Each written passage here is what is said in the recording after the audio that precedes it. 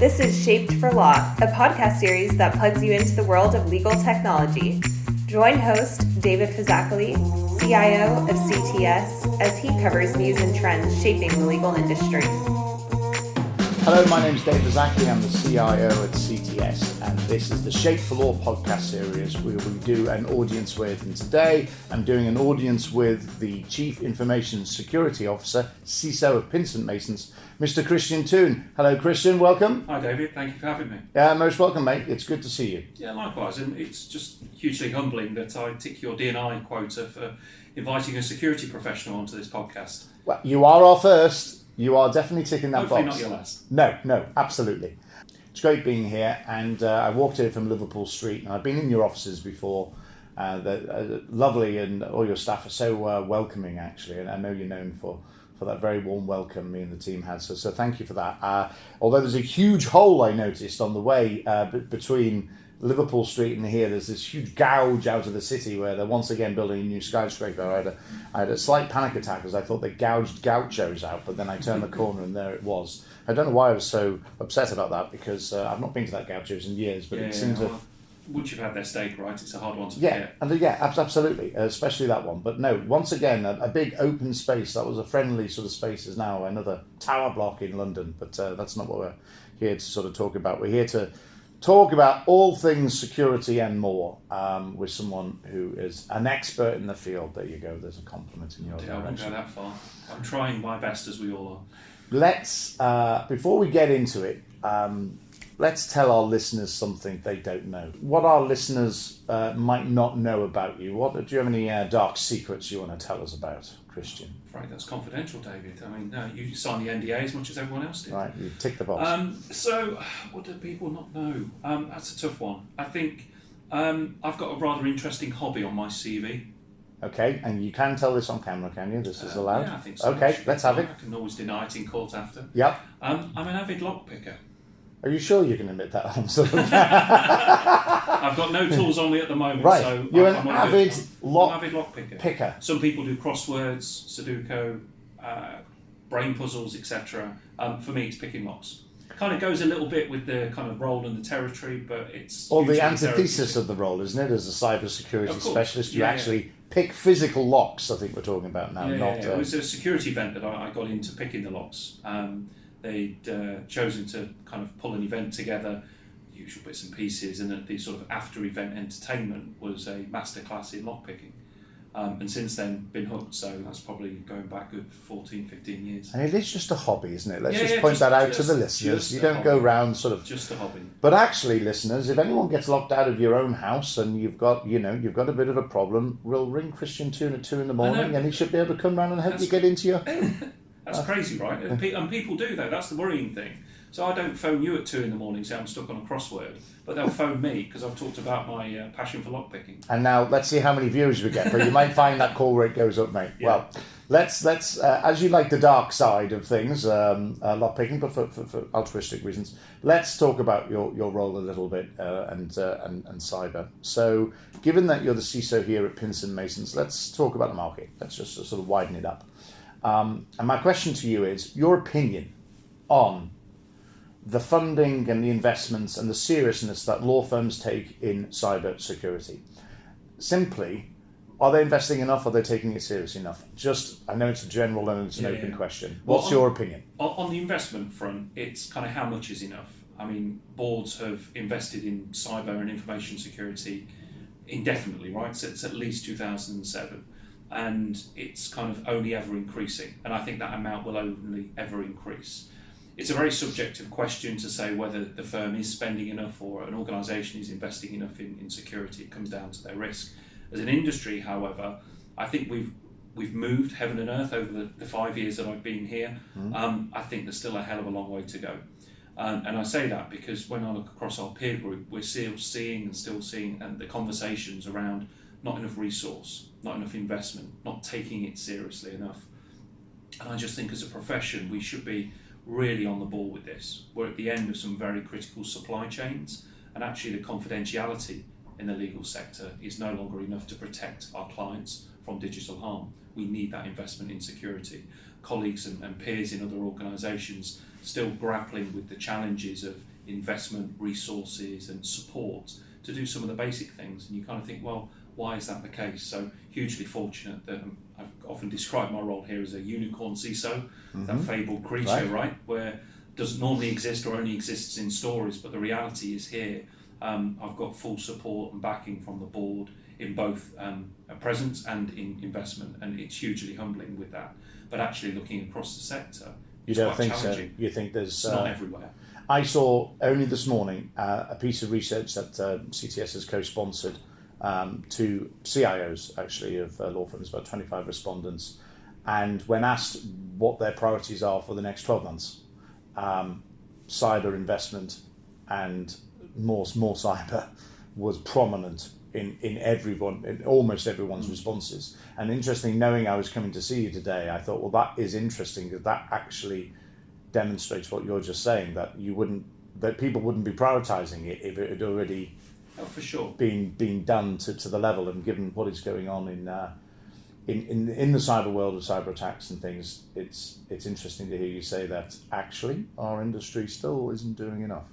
I don't want to put words in your mouth, but that's your feeling. Yeah, very much so, very much so. And you've only got to look across the team size, the resource, the technologies and focus to realise that there's more to be done. But then equally, it's easy for me to say that kind of an outsider looking in. Each organisation will have their own kind of risk profile about what they feel is appropriate. But yes, knowing the client conversations we've been having for the last 4 or 5 years, I can't see why we wouldn't be investing in this. Yes, and Pinsent Masons is a big firm, let's face it. There's an awful lot of law firms that are smaller. We're going to park that. I'll come back to that later on about maybe the challenge for smaller law firms with more challenging budgets and decisions about where to sort of spend. But let's just concentrate on your role a little bit. So you're a dedicated CISO within this firm. Do you think law firms have enough dedicated senior leadership within the cybersecurity realm within their firms? Do you think, are there enough CISOs out there effectively? There's probably a number of tenets to that question, David. So I'd probably start with saying that not all organisations need a CISO. Firms may not necessarily be of the maturity or size or complexity that warrant it.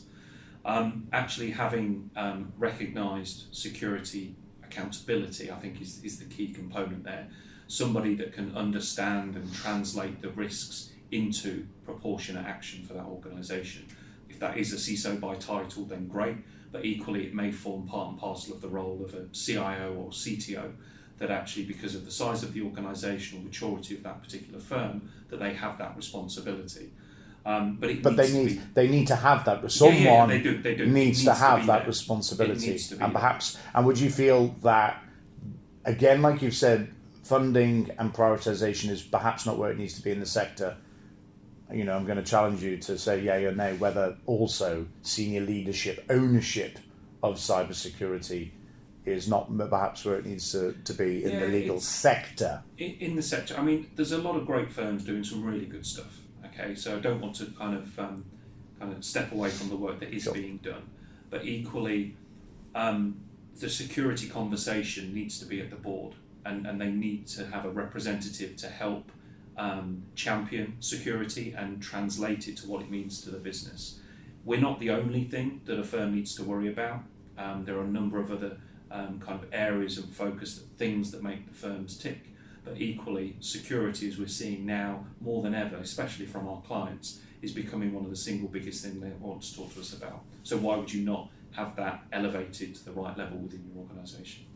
What about outsourcing the CISO role? Because I know some firms both offer that. Some suppliers offer that as a service, CISO as a service, a bit like CIO or IT director as a service, and so some firms may feel, well, they can outsource. They don't want a permanent CISO, but so I'll just outsource that responsibility. What's your thoughts on that, especially given what you've just said about someone at the board level being accountable, talking to the board? Yeah, outsourcing models work for some organisations, they don't for others, and I think the key word there, as you sort of mentioned, is around that responsibility. Yeah, you can outsource as much as you need to get the job done or to offer views and opinions on what happens, but ultimately the accountability sits with the senior and managing partner, that board, the senior partners within the organisation. they'll be on the hook if something goes wrong. The boards of firms or the senior partnerships of firms need to have cyber on the agenda. Am I listening to you correctly there? And senior sources informing them correctly. Yeah, definitely so. And it's not to say that information security or cyber needs to be the sort of 90-minute discussion point in each meeting, because let's be honest, that's not going to happen. I mean, in most boards across the globe, across different sectors as well, we're lucky if we get kind of 5 to 10 minutes. But that doesn't mean that it's not being recognised or seen as important. Yep. It's just there's so much other stuff that goes into running a firm, as you'll appreciate. Yep. But it's about having that dialogue and being aware of what the risks are to the organisation, because that's the penultimate question, is what are the cyber risks, what are the security risks we have today, and what are we doing about them? So there's a challenge to you then. If as a sector the funding is behind, even if it's trying to move in the right direction, if maybe taking it seriously enough and investing in the right things and making the right decisions is not quite there, and maybe there's not enough people like you taking those responsibilities at senior board level, what's the problem? Because it's not like we don't live in a world full of cyber crimes and all sorts of things that we hear in the news and that we know that is happening within a variety of sectors. So what's the blockage? I think, as one of the FBI directors was infamously quoted, that there are two types of organisations. I can't remember the individual's name now, but basically the two types of organisations, and this applies very much to us in our sector, is there are those that have been breached and those that don't know it. Right. And I think that mindset shift as to kind of a lot of organisations still operate under ignorance almost that hasn't happened yet. So therefore we are kind of betting on a risk that may or may not ever materialise. And because some of the investment required to deal with this properly is sizable. Yeah. And therefore, you know what, we'll take a risk-based decision. The kind of the worst happens, we've evaluated it the best we can, and that's kind of the way it goes. But I think the reality is there's a big difference for those with security leadership that have been through breaches or been through incidents and process, that actually prevention is better than cure. Yeah, and I've been through an incident myself where then there was never really a question or pushback on what we needed to do moving forward. So I do understand what you're saying, that actually if you feel you've not been through an incident, it's almost like you don't know the terror of it. The pain. You don't know the pain. And like you said, actually, you probably have had a number of incidents you're not aware of. When it comes to lawyers in the profession, solicitors, who think of protection of information and client confidentiality as a very personal thing, I'm a very ethical person, I will never breach the confidentiality of this to the client. They think of it in very human terms.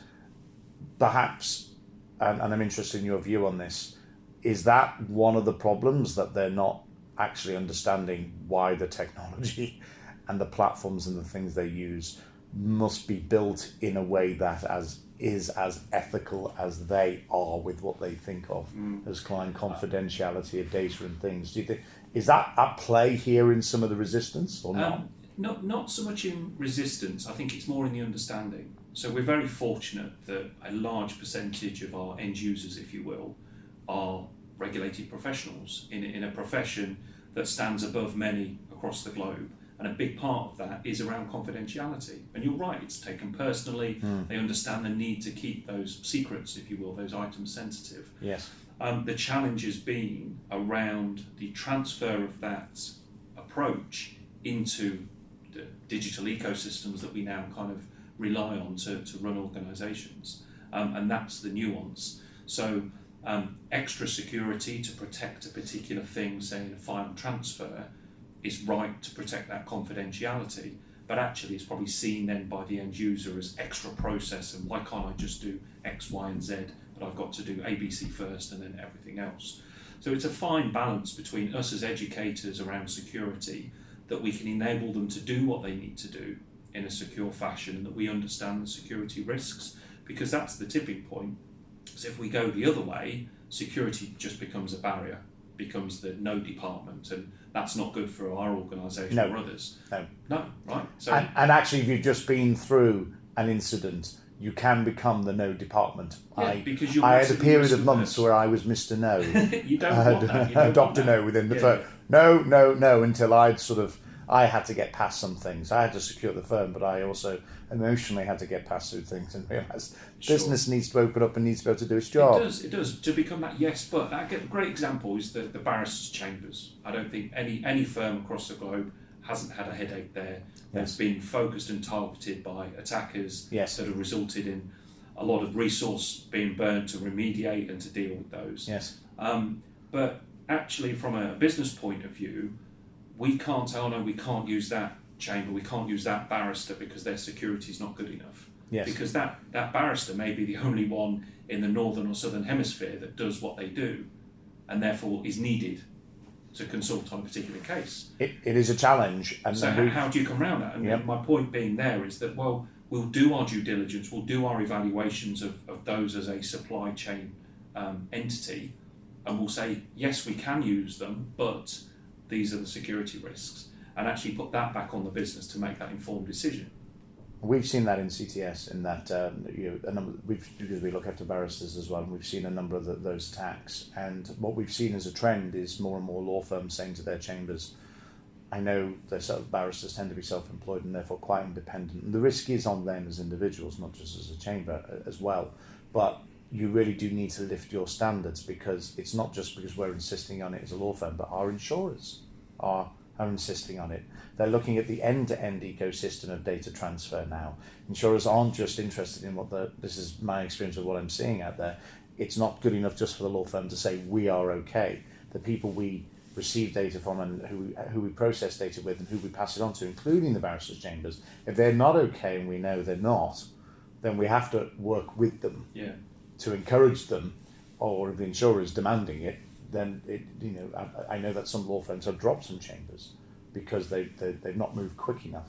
And I think some chambers have the same challenge with their own insurers now, who are actually now saying, because of these attacks and things that have happened, you must raise your standards. It is a particular challenge for barristers who are quite independent to conform to certain stuff. They all have different kit and different bits and pieces. Not every chamber has standardization yet, but I think it's accelerated that. Yeah, and I think, and I know haven't been alone in that. I know a lot of my peers have also experienced challenges with how the kind of barristers' chambers kind of are procured, the services. It's not necessarily through traditional procurement channels. That's certainly what the learning's been from industry, because it's been built on reputations and rankings and actually where people have been targeted. Yes. And often the commercial element doesn't even touch the firm at all. So if we start looking at our say invoice system, actually we haven't paid them because it's gone through a kind of an intermediary or other.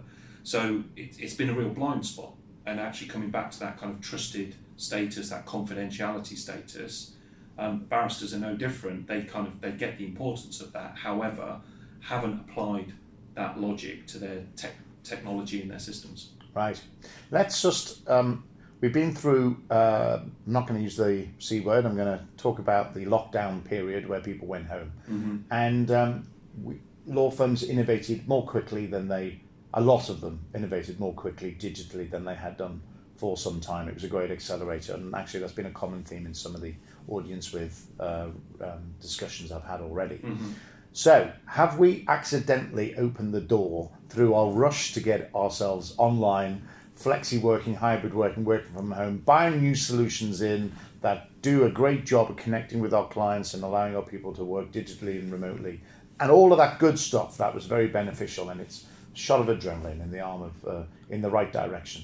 Have we basically just created a field of holes because the rush to do that was so imperative that we perhaps didn't scrutinize the security of these platforms and the way they work with one another in the way that perhaps we would have done beforehand? I'm just making this question up, but what's your feeling on it? I love how you think the sector's rushed to implement this sort of stuff. Oh. You don't think so? You don't? I think it's moved at pace, but I think for those that have worked outside the industry before, the pace at which we've moved to respond to the pandemic has probably been normal business course outside. Right. So, but that said, I know organisations have fundamentally shifted in how they work. They've needed to, as everyone has. I believe the solutions made available and what's been implemented, I think, has gone through an expedited process of due diligence. Speaking on our experiences here, we've just continued to work with trusted brands and partners that we were already using pre-pandemic. Yep. So it's not like we've suddenly opened the door to some kind of sole trader operating out of a shed in Milton Keynes that is providing a service based on some servers that they're housing there. So and I know a lot of our peers in the industry have already had those kind of trusted relationships. I think the big challenge has been supporting everyone's working preferences. Right. And the big example of that, I guess, is the sort of web hosting, video conferencing kind of platforms of choice. At one point, we were getting requests in for all the variants of the same, and all of a sudden, at risk of introducing multiple platforms and software that are all kind of doing the same thing. Yes. And then that becomes very difficult to manage. Any IT leader will talk to you, or technology leader will talk to you about the simplification of technology and having kind of a common platform. So Zoom versus Teams versus Blue Jeans versus Google Meet versus all the other kind of permutations of those. And, kind of how do you use it? Clients might have a preference, which is then different to yours, but then you've got issues around, well, who's hosting the data, who's hosting the chat, and conversations from there. So it's, again, coming out understanding those security risks. We haven't been in the business of saying, well, no, you can't use that one because we use this one. Yes. Making it available and making sure the teams understand the risk, and that instruction is clear. So if a client is using a platform that we're not using, it's not an issue with that. They've obviously done their due diligence to say that's the platform of choice. We just need to enable our lawyers to operate securely. You touched on it, so let's expand on the vendor market now just a little bit. So security vendors have, probably had a good time of it the last few years, because in adversity comes opportunity for some. There's swings and roundabouts of these things. But what's your view on the maturity of the security cyber vendor market? Because in my experience, there's not really only legal security vendors out there. They're multi sort of sector. So are the vendors playing catch up? Are they ahead of the game? Are they looking after legal specifically? Just what's your general thoughts on I think that? There is never a shortage of somebody wanting to sell you a solution to a problem you don't think you have. Right. Okay, so the market itself, we were looking at this only last week. I think some data from the DCMS had put the UK market alone at just over £10 billion sterling, close to something like 1,900 UK registered businesses operating in the security market. Right. I mean, that's phenomenal. So extrapolate that across the globe, and all of a sudden you've got a lot of interested parties buying for kind of the end user experience and how they're going to deal with that. And it's both a blessing and a curse, right? So the way I see it is that you've got a lot of technology and resources and skills out there in the market to take advantage of. But equally, if you don't know what you're buying or don't know what actually the heart of your problem is, you might find yourself tied into a 3-year agreement with some technology that's perhaps compounding the issue. And the cyber protection and security space isn't just one narrow field anymore. There's different, I'm not going to call them silos, but there's different spheres of protection. It's not just about endpoint protection and middleware protection and user education. There's no golden bullet out there. You do need to think quite holistically about a range of sort of solutions. So that can be quite complicated for smaller firms. Well, let's face it, the majority of the legal market is smaller law firms, is not the larger firms like yourselves. They have splendid individuals like yourselves sort of focused on this sort of all the time. So I'm just wondering what your advice would be to what is the larger side of the market, which is the smaller law firms that probably have to use outsourced partners, and they see all these vendors and they do take it seriously, but they're like, who do I choose? What do I do? This stuff is complicated. And I think this is one of my frustrations, right? Because they're almost preying on a kind of an uninformed individual or group because they don't know. And I don't mean that to kind of tar everyone with the same brush, because there are some very exceptional vendors out there that deliver great products and great services. Yeah. It's more the minority, in my opinion, that spoil it for the broader reputation. Right. But actually, good security doesn't necessarily involve hundreds of thousands of pounds being spent on technology, widgets and things. Right. Good security starts with a lot of kind of good technology fundamentals around access control, around maintaining systems, and looking at what your environment looks like. Some of the biggest solutions to tech cyber problems are around training or configuration management, patching and updating, identity management. And it doesn't take much to get a good security footprint.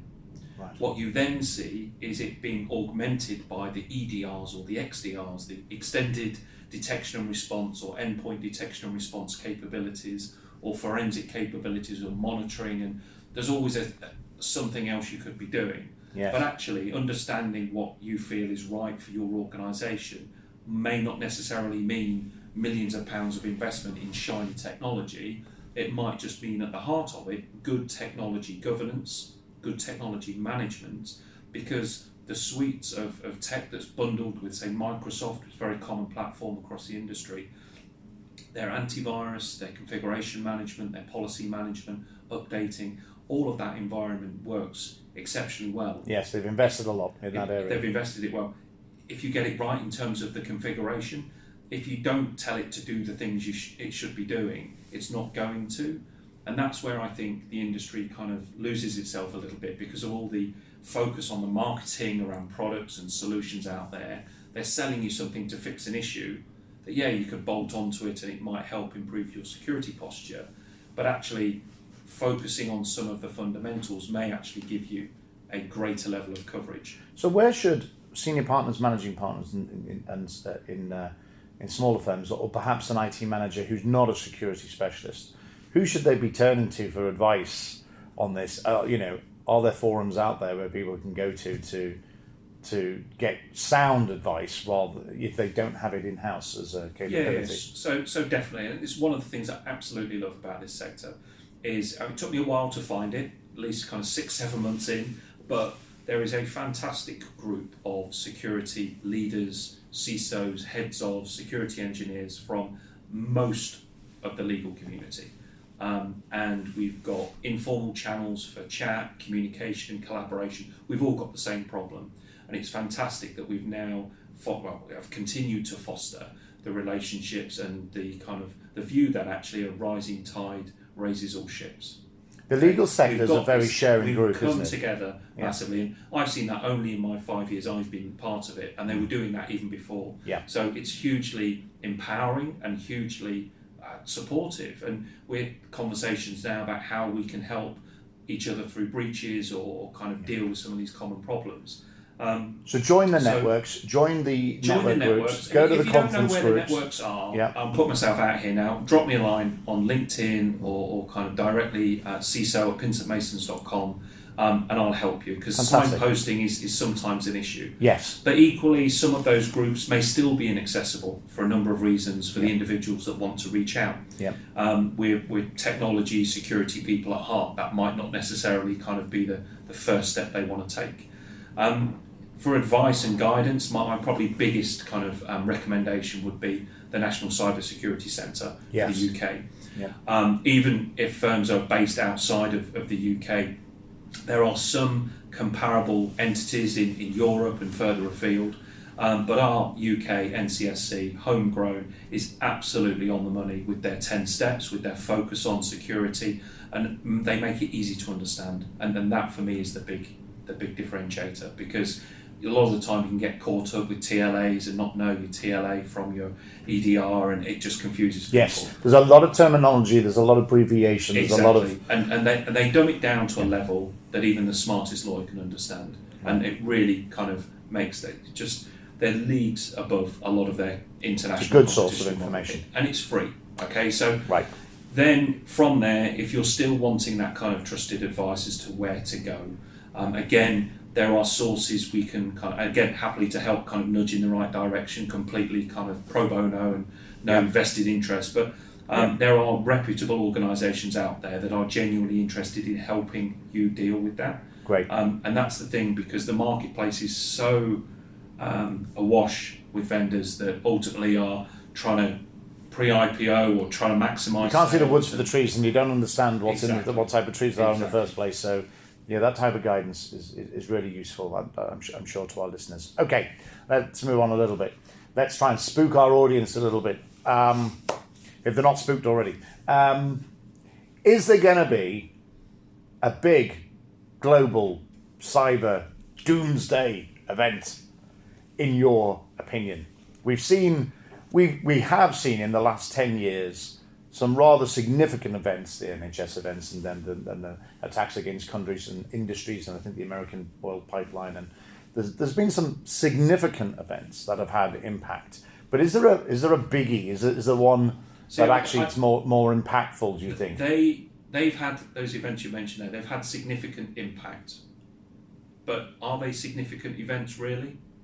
Probably not. Ransomware, taking out systems, industrial control systems that are managing oil pipelines, or NHS and kind of healthcare providers that are providing frontline care. But actually, for me, at the heart of that, it's around malicious software that's causing destruction on networks, which, if you strip it back to kind of the basics, really, is kind of what we've been dealing with for the last 10, 15 years in various permutations. It's getting more serious, yeah, of course. But then I think a lot of that is the marketing and media hype, people spreading fear, uncertainty and doubts, maybe to plug a product, maybe to just try and sort of scare people into doing something. But actually the risks we're running today are probably no different to the ones we were running 5 years ago, and probably won't be there's any different to the ones we've got in the next 5 years. Different permutations of ransomware, different attempts of social engineering. They might still continue to use phishing unless we decide to switch email off. Yeah. It's one of the best ways to get into an organisation. It's going to be more of the same, and I think it's just becoming more commonplace now. Organisations of varying size getting affected by it. I'm sure the activities in kind of the east of Europe at the moment between the sort of two nation states with Russia, Ukraine, is certainly prompting some interest at the nation state level, because up until really this point, a lot of it's been covert. Yes.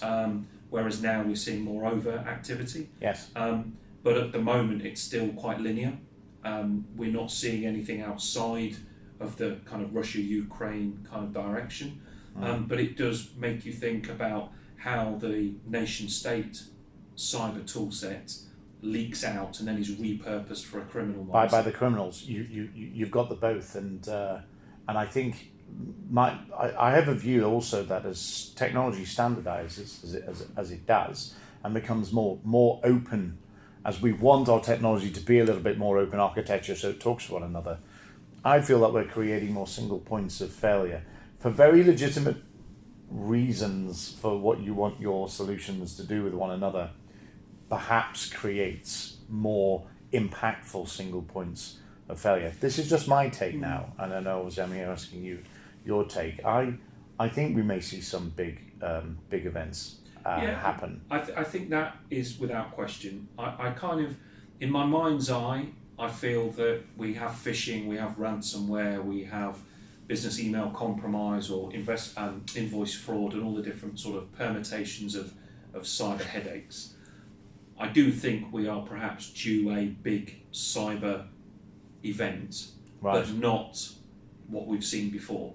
So something game-changingly different. Yes. I think with the work that's being done around AI and automation, quantum cryptography, as well as quantum computing, presents a completely new chapter of both cyber offensive capabilities as well as defensive. And defensive always seems to come after the offense. Of course it does. Because until you know what the attack is, you don't know how to, especially the creativity of the attack, which is why it's difficult to second guess what that might. You can try and guess where it might come from by putting yourself in as the professionals in the organisation, some of them do, don't they? The sort of the attacker's shoes, so to speak, and what they would do. But I think as industry converges on some of the main cloud providers, GCP, Azure, AWS, to name kind of some of the headline ones, we will see that disruption. But equally, whilst we will see that disruption, we will also see the investment that those organisations are making in maintaining their 99.9% kind of availability. And maybe quicker recovery, and that it's not quite as doomsday as you think. There might be something significant, but the resilience that's been built in deals or recovers from it. Exactly, and it's hugely attractive from both a technology standpoint and a security standpoint, because you're able to build an environment that is complementary of each other. One of the issues you have in a kind of multi-vendor kind of workspace is that not necessarily they won't talk to each other, so you've got to go into one system to do a thing and then come back out, go into another. Whereas some of the environments offered by Amazon, Google, Microsoft, their products around security capability in particular have come a long way, very much so. I mean, once upon a time, you wouldn't dream of using Microsoft's Defender as the single endpoint device to sort of protect your organisation, whereas now their what they call their ATP is absolutely phenomenal and stands up there. And interestingly, it's still else. They've used the word Defender still, but it's a completely rebuilt thing. It's so they've kept the Defender name, but it's not what it was before. Yeah. And Sentinel, of course, being another area where they're investing sort of heavily in their packages, and they have they've become leaders in the security space on their own platforms. Our investment sort of achieves an economy of scale because it's kind of there and we can scale that accordingly. We get to connect our security products, we get to connect some of our business products as well. So it does make sense, but I think the focus I think is for organisations to plan for downtime, plan for breaches and disruption, because if you're planning for that disruption, it will then make the response a hell of a lot easier. So don't be, is it an emu or an ostrich? I always get the one wrong where they stick their head in the sand, but one of them does. And so, the message out there is, if you've not, or you feel as though you've not had to live through some experience, sticking your head in the sand and just hoping that continues is not where you need to be. You need to ask the difficult questions. Yes, and then answer them and find ways to do that. We've covered a lot of topics here today, Christian. I'm not quite finished yet. I'm gonna finish on this because I've done a few podcast interviews now with CIOs, and when I ask them what keeps them awake at night, all of them have said cyber. Okay, they've said other things as well, but cyber's been in their list. Now, I want to know if you're mad because as CISO, right, you've chosen a job, right, to actually do something that is critically important to firms. You've run to the flames. You've run to the nightmare. So are you mad, mate? What on earth? Why are you trying to do something that keeps other people, even people like me, awake at night? Yeah, maybe we're just built differently. The whole kind of concept of cyber risk is hugely worrying to boards and those with responsibilities for keeping the lights on and operating within organisations. I won't downplay that at all. I think I'm very fortunate in a position that I can go a long way to help mitigate those risks, that with a kind of commercial eye ensure that the business continues to function. But do I stay awake at night about some of the cyber risks that are out there that face us? I used to, I must admit, I used to, but then realised that was actually having a big effect on my mental health. Yeah. I can't fix everything, I can't be everywhere at every point, even with the great team that we've got, we just can't do it. So it took a while for me to stand up and realise that actually, look, we can only do so much. Yeah. Things will happen. And if anything, it's my 6-year-old that keeps me up at night now, right. Not cyber security. Yes. But actually at the heart of that, we've had to go through that journey, and organisations sometimes underplay the importance of risk management, maybe focus perhaps towards conduct risk perhaps as a practice, and not necessarily on operational risk. Right. But really understanding the cyber security risks in the organisation, you can not necessarily absolve yourself of that accountability, but you can understand the decisions of what's the security risk you have, what does that mean, what do you need to do for that? And there are things I can control, and there are things I can't. And the things I can't, the risk management platform comes in. The board's appetite has been set, and we make those decisions to say, you know what, that big angry nation state risk of them coming in to do that, we just don't have the appetite to deal with that and keep them out. Yeah. You must enjoy the job though. Love it. Absolutely love it. Great. I think that's a great way to end then.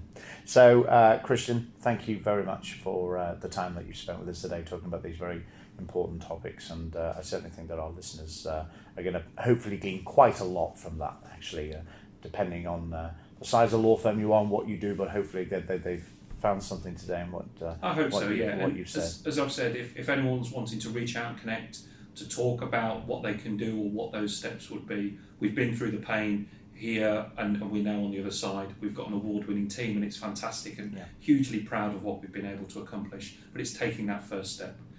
So please, I would encourage people to reach out. Thanks for that offer. I'm sure our listeners, our viewers will take that on board. So I'd like to thank Christian Toon, CISO at Pinsent Masons, for his time today and this audience in the Shape for Law series of podcasts for CTS. My name is David Vizzacli and I'm signing out. Thanks for tuning in to the Shaped for Law podcast. I hope you enjoyed the episode and picked up useful insights into the world of legal tech. You can catch more episodes on Apple Podcasts, Spotify and YouTube. Whilst you're at it, I would greatly appreciate your support by liking, sharing and leaving a review of this podcast. Until the next time, this is David Vizzacli signing off.